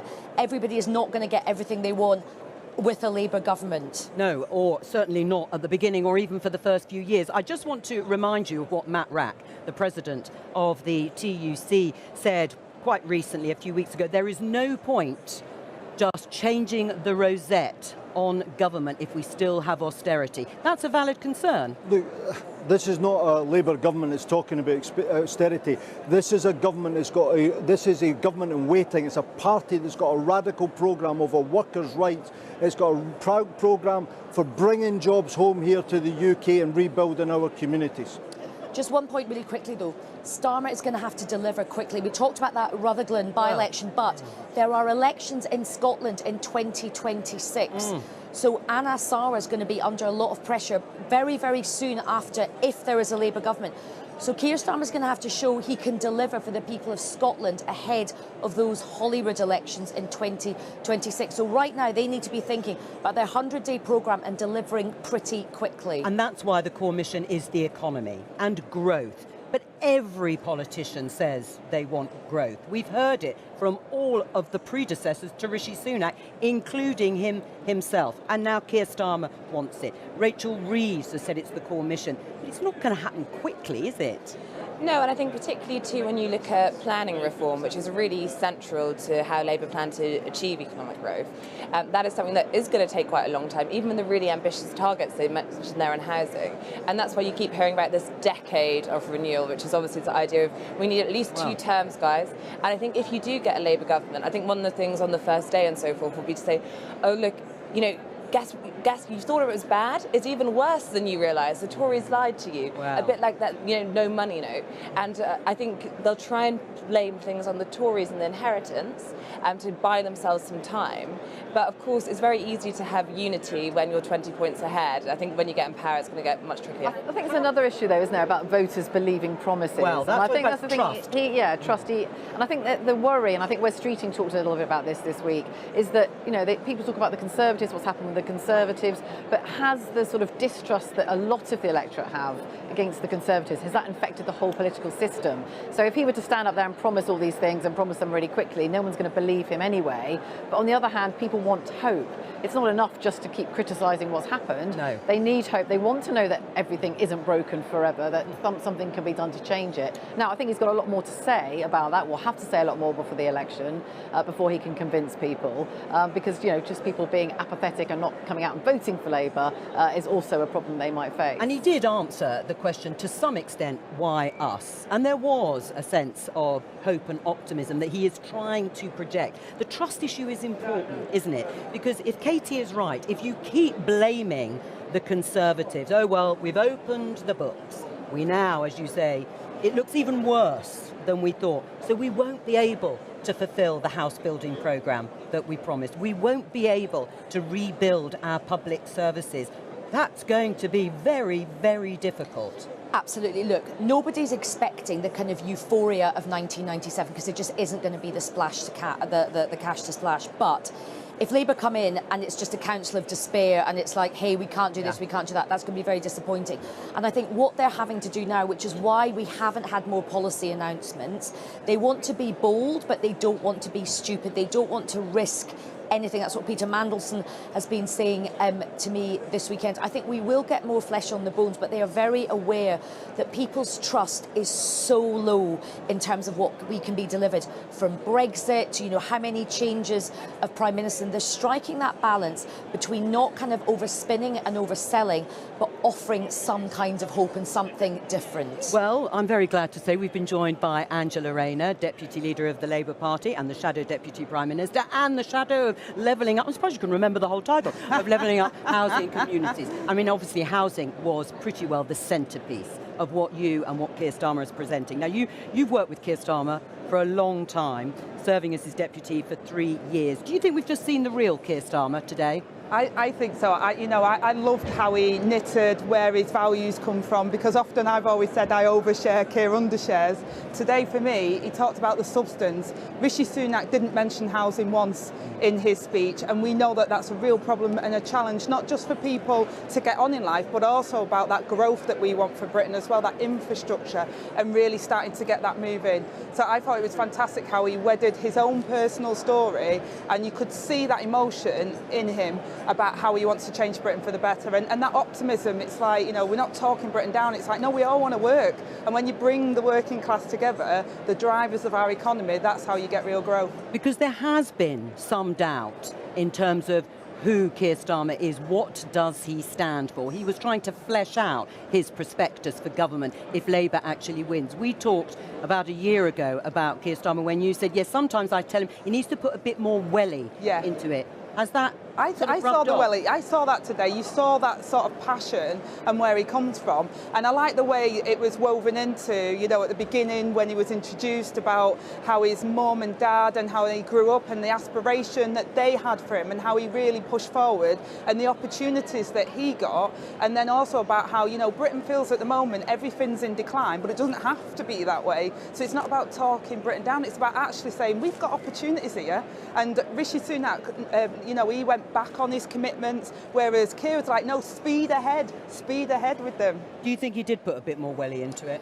I think he did. And look, I think as we've said, there wasn't the big kind of rabbit out of the hat moment, but that's a strategic decision, and he's been very, very clear about why he wants to do that. But I think he made the contrast between what the Tory offer is and what the psychology of the Tory party is compared to what he is offering. And I think that is something which a lot of people will find easy to understand. There's been a lot of chaos under the Conservative Party over the last 13 years.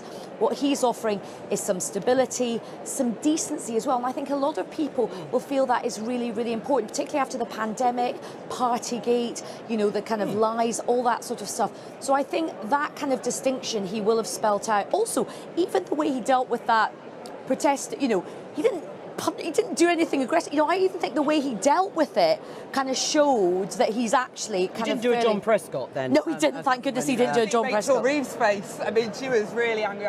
But I love the way Keir actually said, we're not protests. That's not going to change things for the better for people. Actually, it's about real delivery, and he will face you've that down. mentioned delivery, because that is what it's going to be about. The ambition was clear, the rhetoric was strident, but it will be about delivery, and particularly when it comes to house building. He talked about the That's why he put me there. that he grew up in, and said he wants that for every family. You're proposing to build new towns, lots of them. Yeah. Where will they be? How many are we talking about? Well, he also talked about the planning infrastructure and about local plans and working. Sure. We've even met with our mayors and talked about how we actually deliver that. He talked about the green belt and the grey belt. That gives you a clear indication of actually working with the combined authorities and with mayors. But how many are we talking about? People will want to know. A whole new town could be springing up near to where I live. Yeah, and what, all over the country, dozens of them? Well, we're saying that there is plots where we know and where local authorities and mayors are saying, look, we can build this here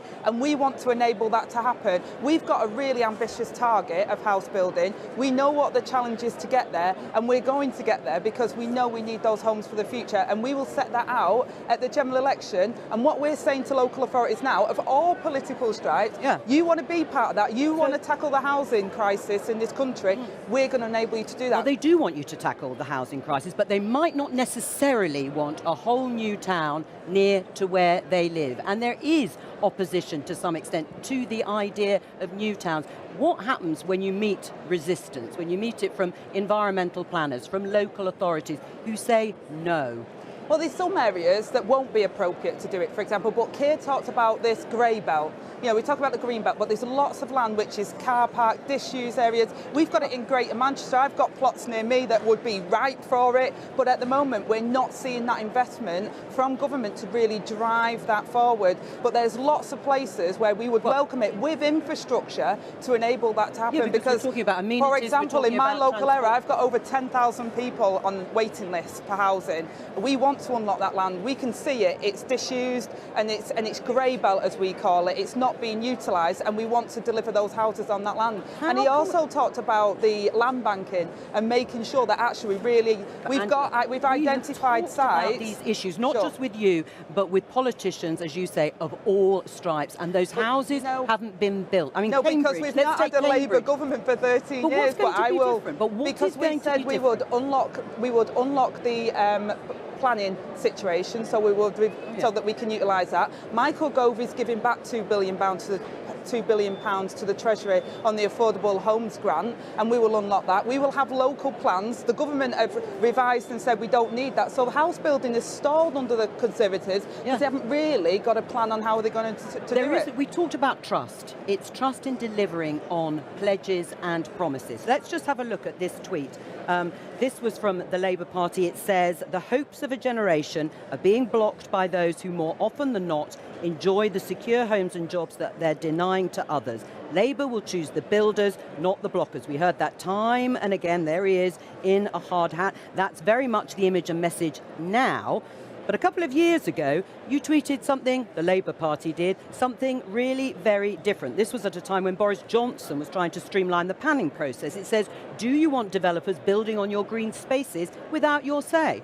Boris Johnson does. And it says local people should decide what's best for where they live. And there you can see the image of rather lovely, expensive homes in the countryside surrounded by lots of green space.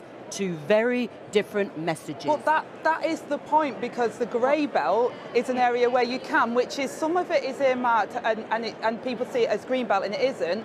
And the government have revoked back on their making sure we have local plans. So by having a plan that's locally negotiated and put in place, you can deliver it on your national housing whose side target. are you? Are you on the side of the people living in those rather beautiful homes who probably don't want any new towns or houses next to them?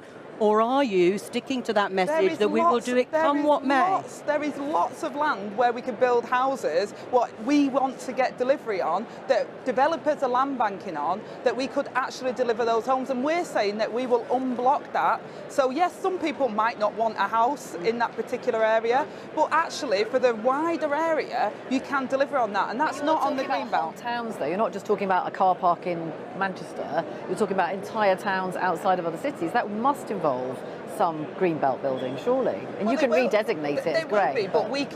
There will be some areas where you can build on that, but they're not exactly. We're not talking about the Lake District, just rolling up over the hills. But for example, in my local area, I've got an area where you could build a fantastic amount of houses. At the moment, we don't have the plan from government to enable that to happen. Right, so you are on the side of those with the millionaire or the £1 million homes who don't want any development nearby. Your area might be fine. In Cambridge, they're already saying they're opposing a new town. I'm on the side of those people that desperately need houses, and we're going to build those houses, because a house is a part of the pillars of how you can get on in life. And people so often now can't get a house. That means they're insecure in terms of being able to get on with their job, in terms of their kids going to school. It blights people's lives, and these are people's daughters, their sons, their relatives that can't get on. So we have to build the houses. That is an ambitious vision. But let's look at what's being promised more broadly by you and Keir Starmer and the Labour Party, because we've heard from Sharon Graham, she's not the only one, the boss of the Unite Union, saying this week under Keir Starmer's leadership that the party is too timid. It's limping into number 10, she says. What's your response to that? Well, our New Deal for working people, 1.5 million homes, the Great British Energy, I think that we're not too timid. We're realistic, but we've also got a radical programme that will change Britain for the future. Bringing in stability and security for people in work, as we haven't had that at the moment. And, the trade unions have welcomed that, because it will reform the world of work for people, and it will improve people's lives. We've had stagnated wages, insecure work, P&O But you're not promising more money, are you, for people's wages? You're not going to pay over and above what's been offered to various striking unions. Well, actually, by making sure we've got stronger collective bargaining and that negotiation, it shouldn't be me doing it from Whitehall, but that negotiation will improve, because where you have strong trade unions and good employers, you actually do end up with better wages. But it's not just about wages. Keir talked about reform as well. There has been lots of waste because of the chaotic way in which this government has been run over the last couple of years. But let's pick up on some of the things that Sharon Graham has suggested. Not just her, as I say, but many people at this conference that we've spoken to, on the issue of tax, on raising money to help repair the public services that you say are ailing so much. Why not tax the top 5%? That was a pledge by Keir Starmer. Why not do it? Because Rachel set out, we've got the highest tax burden we've ever had. We've talked about the non-dom status reform of that, so we bring money in that way. We've talked about the VAT on schools, and they're private schools, so that we can bring money into education. Forgive me for interrupting, but that is £5 billion. We're talking about day-to-day spending by a government of £1,000 billion. Rachel is clear, we ain't going to tax ourselves out of this stagnant economy. Are you happy with that? Yes, we need to grow the economy, and we've got a plan to do it. No tax, we've got a plan. We're not setting out to tax the UK more than they're already significantly taxed. What we're saying we want to do is grow the economy to pay for our public services. And Rachel's been very clear on that, and we're very clear as a shadow cabinet in that. We want to give Britain the security in its future back by making sure that productivity, which is at a low level at the moment, we're able to reach our full potential. I understand what Rachel Reeves was saying. She could not have been clearer or firmer with her ironclad discipline. Well, I agree. But have you always agreed? Were you disappointed disappointed. Yes, I agree. When she announced there will be no wealth tax, no tax on assets, no equalising of capital gains tax, no mansion tax, to make those with those assets pay a bit more to put into public services. I agree with Rachel. If you look where the Labour Party was, and you look where we are now in terms of our economic credibility, her fiscal rules are absolutely right. We've got to reassure the public of that. But if you see the disaster of what the Conservatives did, where they did unfunded tax cuts to the wealthiest, it actually crashed our economy. And that's working people that have paid the price for that. So would you say to people gathered here today, you won't see any real improvements in the first year of a Labour government if we win next year to public services, because it's going to take time? Because we'd we'd end the loophole in the non-dom status and bring 10,000 more into the NHS, more workers into the NHS. The VAT on private schools will enable more teachers and infrastructure into our schools. Great British Energy will invest in our renewables. The tax on the energy companies will bring down bills straight away. My new deal for working people will make sure that people have got secure work that's better paid. Right, I mean, it does sound ambitious, but the policies... You just told me we're not ambitious enough. No, it does sound ambitious. I was talking about delivery. Okay. And of course we'll hold your feet to the fire, as no doubt will your supporters and the unions as well. It's about when pushback comes, when there is resistance, whether you will stick to these policies or you'll do what Keir Starmer did.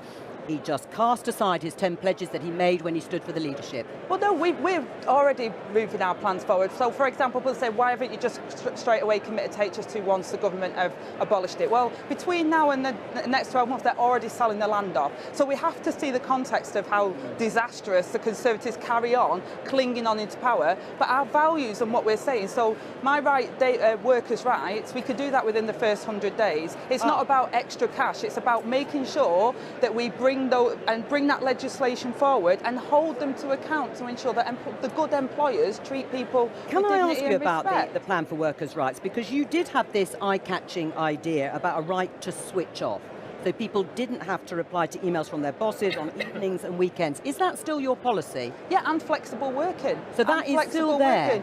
It is part of our new deal for working people, because we want to change the culture of work. And do you know what? The good employers understand this. They understand that because it's better for retention. And actually, if you've got that good relationship with an employer and they do respect you have a right to switch off, it's better for their well-being. They don't have as much sickness. People aren't leaving their employment. So flexible working and all of these things that good employers already deliver is actually better for productivity in the long run. Vicky, what do you make of what you've heard from Angela? I think the challenge is going to be that come the election, which say if it's in a year's time, it will be a bit further from the chaos that lots of people think they've seen with the Conservatives. It might be more chaos. Yeah, maybe. But Rishi Sunak is obviously hoping as he's bringing stability as well. So, there's going to be, I think, more of a challenge for Labour to maybe, be more radical, offer more things. And that does also mean potentially shadow cabinet members wanting to come up with ideas which cost money. And I think sort of, keeping a lid on that is going to be quite a challenge for Keir Starmer, because I presume, you've got to appeal to people, you've got to give them something to go out and vote for, not just we don't like the Conservatives. I mean, our fiscal rules are non-negotiable. We're very clear on that. So if we can identify where we can move money and make that investment in a different way, that's what we're doing. But we won't make uncosted spending commitments, and we're all clear on that. That's good to know. Have you all signed a pledge? We have. You're all clear. Have you? We'll add it to the others. I mean, how radical and transformative would a Labour government be? From everything you've heard from Keir Starmer and now Angela Rayner. Well, I think it would feel transformative just in the sense you've had 13 years with the Tories, so there would be lots of, there are dividing lines. I think there are differences, even if there is, caution at the same time. But yeah, I think listening to Keir Starmer's speech, there were lots of things to look forward to, such as the new towns, but a lot of it was still attacking the Tories, and it was still, anti-Tory. And therefore, when you're asking the question, if not them, why us? It felt as though about half that speech was still not them. When, going through Partygate, talking those things, and therefore it does feel as though right now, I think, when you speak to shadow cabinet members when they probably don't have microphones in front of them, they will say that they do think it's anti-Tory sentiment that's probably going to get them into number 10. And I think that's probably still the case as things stand. But with things like planning reform, it would be transformational if you did get those houses. It was the Tories, in 2019 that pledged to do a really radical planning shake-up, won a majority of 80, and yet couldn't get it past their MPs. And it's a cross-party problem when MPs think, actually this is very near where my constituents are, they don't like it. That's not unique to Tory MPs. So I think it would be interesting to see how that actually works depending, if Labour get a majority, what size is it? Because that does have a big impact when you're trying to push through quite drastic reform. Rishi Sunak bottled it. That's the truth. Like you say, they had the majority, but he bottled it. And because he had some backbench MPs that didn't like it, whereas really he could have pushed ahead, and he could have won that, and he could have kept to the promises of we're going to build the houses. And now Michael Gove can't even get the money out the door. Look, so much of this is going to be in the delivery. The Labour Party wants growth. To be fair, the Conservative Party wants growth. Everybody wants growth. And that we'll have to see what happens with that. There's lots of external factors, by the way. The Labour Party is promising sort of political certainty in terms of the personnel. You can't guarantee against what happens in terms of international sort of issues. So growth is going to be really, really important. See how that happens. I think the puzzle still remains. How can Labour revitalise a lot of these public services, build these houses when the money just isn't there? And as Angela said, there's very, very tight rules. They've made lots of promises on spending, on tax. Where is that money going to come from? I think that is the question as we get closer to the election. All your viewers, the public, are going to be asking that question. I think that is the story that Labour needs to sort of keep telling. The other thing that Labour has to be very careful about, what you don't want is this moment of transformation. You have a change of government after 13 years, and lots of people will be very excited about that. You don't want people to be disappointed quickly with what a centre-left government can offer. So you will have to find ways of delivering and proving to the public pretty quickly. Well, Angela, maybe not surprisingly, someone who's already disappointed by what's being offered is the former leader of the Labour Party, Jeremy Corbyn. He has tweeted, as the Labour leadership rolls out the red carpet for climate vandals, arms firms and private healthcare, thousands of us are organising for the bold change this country needs. We'll keep campaigning for social justice and peace. We are the movement for the many, not the few. I mean, I don't know what speech he was listening to, because I'd really have to try and deconstruct what he meant by that, because I saw someone who said, we're going to get an NHS waiting list down so that people can actually get treatment again. We're going to have dentistry, we're going to have the GP appointments like the last Labour government did. We're going to have Great British Energy, publicly owned, working with the private sector to deliver lower energy bills. So I don't know where that's from, well, you can see what he's saying. Without investment, without more money, no more private outsourcing, no increase even to get waiting lists down. How will you get those waiting lists down? Well, we said the ending the loophole and the non-dom status, we can then put some more investment into the NHS. We talk about a sovereign wealth fund, which is our green prosperity plan, which was a 28 billion, so we can start moving with the private sector investment to give confidence to build in Britain again and to do the work we need to do. That is tiny when you think about the scale and size of the NHS budget, the amount of money that is spent on the NHS. The Conservatives have put more money in, record amounts of money. Now, the rate of increase has slowed down, no doubt about it. But they've completely gutted social care services, the sector I came from, made us all redundant. So actually, we talked about making sure we can get people the right care in the right place in the community that will save huge amounts. So that's that reform agenda that Wes was talking about. One point, though. The reform agenda is really, really important. But reform costs money. You have to invest a lot of money and a lot of time to see the reforms actually deliver savings and deliver change. And I just hope that there is delivery of that quickly. And there will have to be quite a lot of money that goes into reform at the beginning. Right. Absolutely. But, again, my fair pay agreements we talked about, I bit the bullet and said we're going actually for social care, because that's the real problem. We've got a recruitment and retention problem where we don't have enough social care people to look after people in their own homes. I know it's my bread and butter, it's where I came from. We made them all redundant in 2010 to 15, and now we've got a problem, a crisis in the NHS because we don't have the care in the community, which costs 5 times less than it does putting someone into the NHS. But it is still a long time. I mean, Vicky, one of the problems is we've got, winter coming along. There could be another NHS crisis. Well, there is likely to be in terms of those waiting lists getting longer.